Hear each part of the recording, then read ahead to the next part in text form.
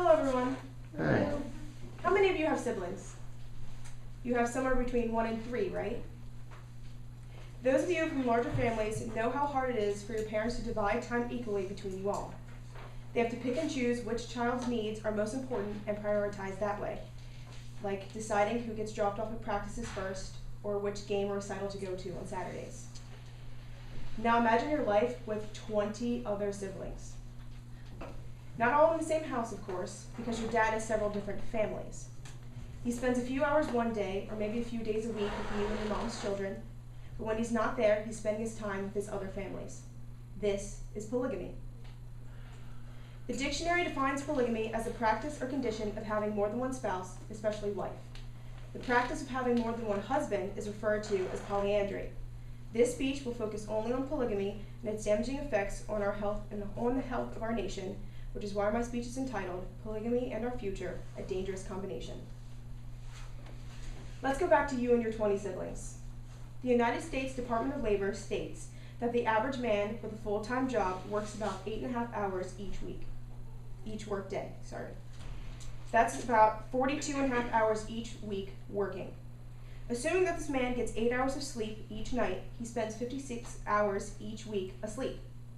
We can also reasonably assume that he spends around 2 hours a day eating, between 1 and 2 hours in the bathroom, and about 2 hours of commuting and traveling each day.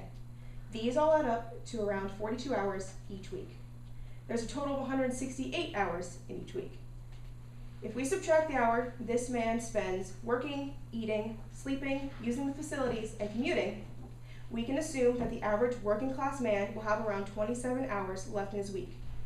If he spends the rest of his time solely on his children, he will have a little over an hour with each child each week. This is not enough time for this man to get to know his children in any capacity. Of course, he could always spend time with his children with different wives at the same time, but it still doesn't give him the one-on-one time to get to know the individual personalities of all of his children. I can attest to this personally. My father was around very little during my life, and the few times I saw him, I never knew what to say, and he never knew what to say either. He wasn't around while I was growing up, so he doesn't know what I like, what I don't like, or who I am as a person. He is an abstract figure instead of a family member who loves and supports me. This is similar to how the children of polygamous parents feel about their own father. The father's absence also affects the wives. They have to take care of and provide for their children alone for a majority of the time. You're all college students. How hard is it to take care of just yourself? If you're anything like me, you're constantly forgetting things and putting off work until the last minute. Imagine having to take care of not only yourself, but be responsible for several other lives, all on your own. You have to remember to schedule doctor's appointments and take time out of your busy schedule to care for kids who are sick by yourself. You have to pay bills and balance a checkbook and pay taxes and make sure everyone does their homework, make sure the house is clean and the kids are clean, and make sure there's food on the table and in the fridge. You have to do all this while working in order to pay for this type of lifestyle. Think about how that would make you feel. You entered into a marriage, a partnership with this man.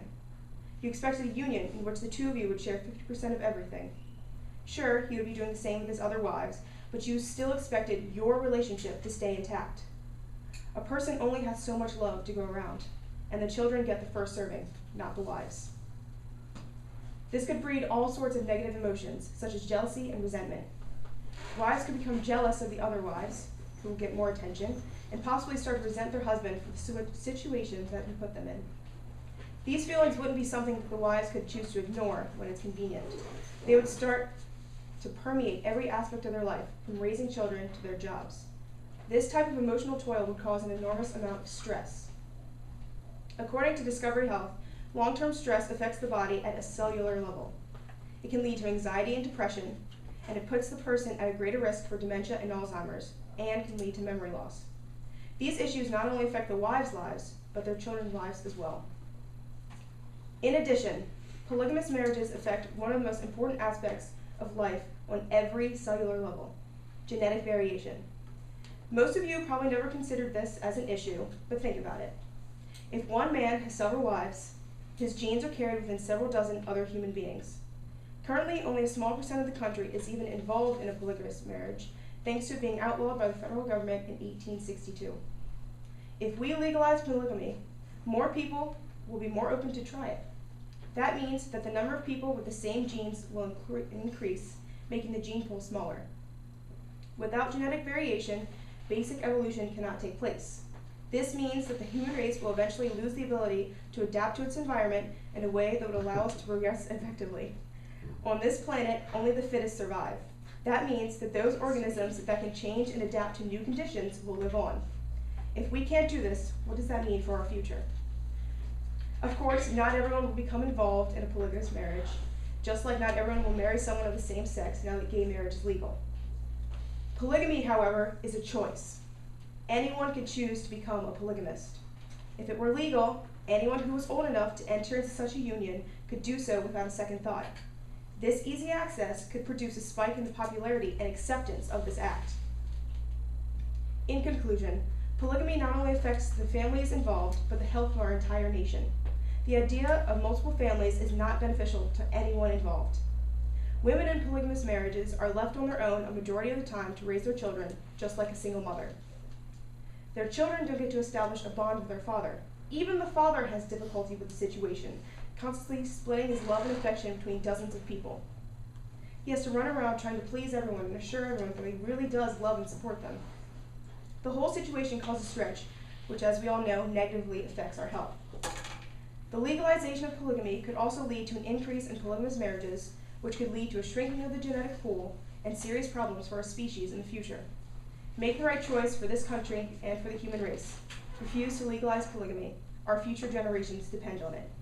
Thank you.